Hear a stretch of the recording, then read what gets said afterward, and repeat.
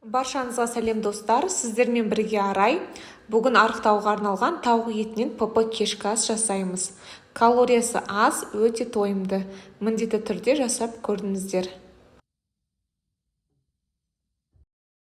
Ең алдымен тауықтың төс етін видеода көрсетілгендей майдалап турап аламыз.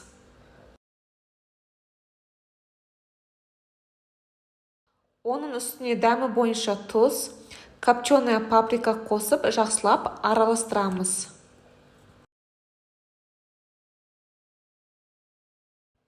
Енді қызанағымызды турап аламыз, ірімшікті үкіштен өткіземіз.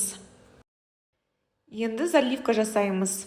Ыдысқа 3 жұмыртқа, 3 ас қасық 15% қаймақ қосып араластырамыз. Форманың астына ешқандай май жаққан жоқпын. Бірінші туралған тауықтың төс етін саламыз. Үстіне қызанақ қоямыз. Одан кейін үстіне заливканы құямыз.